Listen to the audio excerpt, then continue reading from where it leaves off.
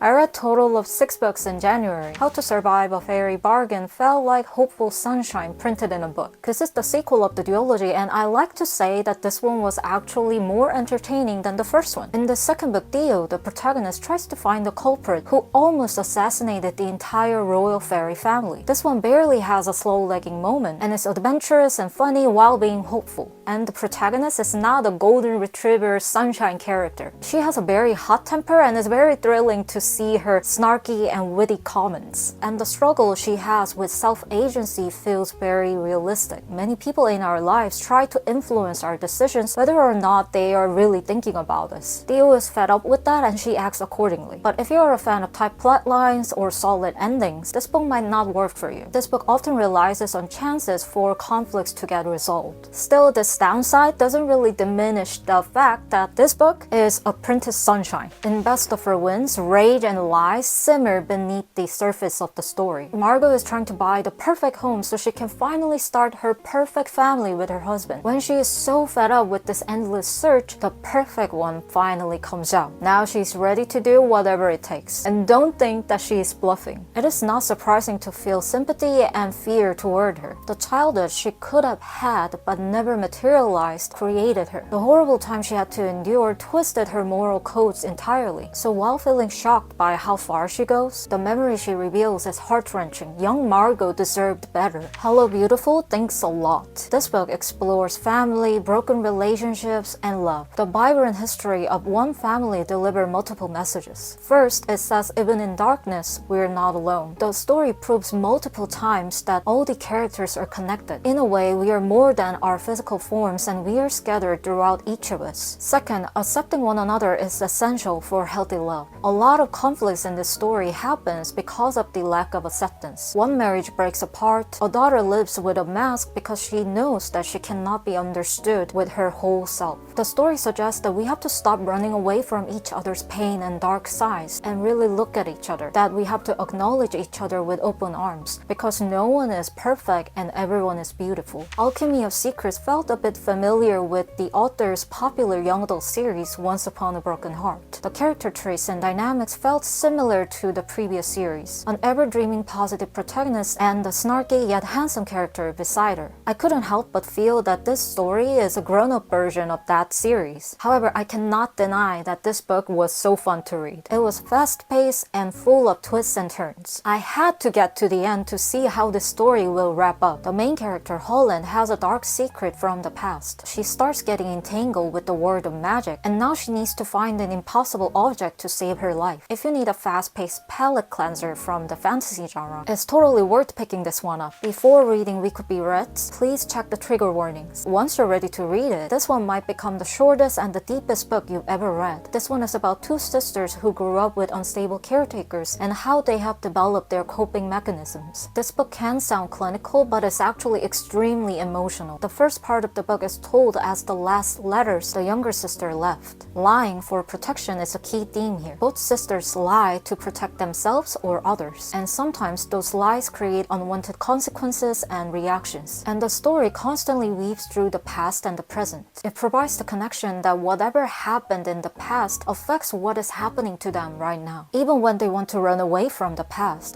doesn't let go of them unless they accept it. This Princess Kills Monsters is a funny and hopeful fantasy standalone book. It has quite a lot of surprising plot twists, while also including multiple Western fairy tales. The princess struggles to develop her identity among her powerful stepmother and her stepsisters. To grow, she needs to break free of her old perceptions and self-image. If I have to pick one weak point of this novel, the themes, the messages felt too overexposed. Although I agree with those messages, some felt like they were protruding from the story rather than being embedded in it. Nonetheless, the book delivers an exciting tale to read, and it is also refreshing to enjoy the fantasy book without waiting for the sequel. So those were the 6 books I read in January. I hope you enjoyed this video. Catch you guys later. Bye!